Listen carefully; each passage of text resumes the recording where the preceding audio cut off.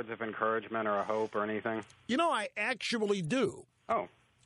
I actually do. I want you to listen very carefully. In fact, just before I took your call, you were on hold.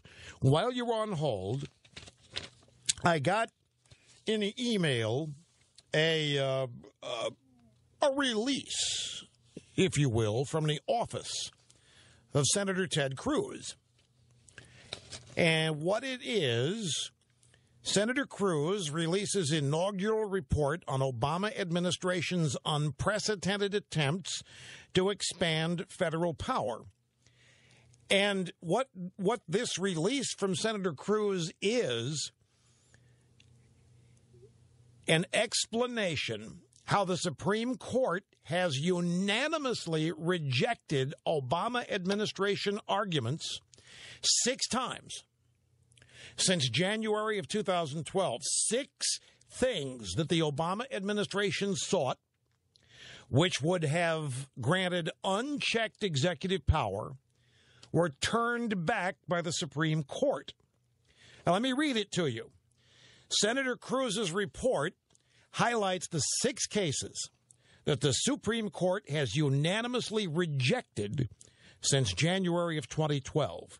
Had Obama's Department of Justice been successful in its cases, which they were not, but had Obama succeeded at the Supreme Court, the federal government would have the power to do the following 6 things: attach GPS to a citizen's car to monitor his movements without having any cause to believe that the person has committed a crime. Obama lost that. The federal government would have had the power to deprive landowners of the right to challenge potential government fines as high as $75,000 a day and take away their ability to have a hearing to challenge fines. This was an EPA case that the regime lost. Had Obama won at the court, the federal government would have the power to interfere with a church's selection of its own ministers. This was a Lutheran church and school versus the Equal Employment Opportunity Commission. And this was a case where the government was demanding the right to select the ministers at a church. They lost.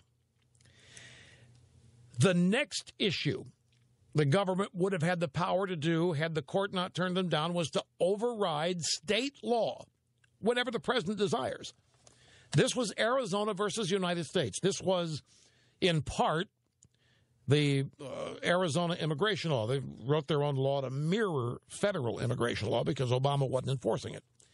The Supreme Court ruled in such a way, denied the federal government the ability to override state law. Big victory there. All of these are victories. The federal government, the Obama administration, turned back in all of these. The next one, the federal government would have had the power to dramatically extend statutes of limitation to impose penalties for acts committed decades ago. This was Gabelli versus the SEC. So had the regime not lost that, they could have extended statutes of limitations in order to impose penalties for crimes committed decades ago on a whim, whenever they wanted to apply an end to the statute of limitations. They could have done it. Supreme Court said no. And the last one, had Obama's Department of Justice been successful, the federal government would have had the power to destroy private property without paying just compensation. Arkansas Fish and Game Commission versus United States. So Ted Cruz has put out this release. There are 6 cases here where the Supreme Court in the last 16 months has beat back the Obama administration in various power grabs. So you asked for some good news, and there is some. And we will link to this report at rushlimbaugh.com. It's cruzforsenate.gov/record. We'll find the place and put it prominently at rushlimbaugh.com so you can read the release yourself.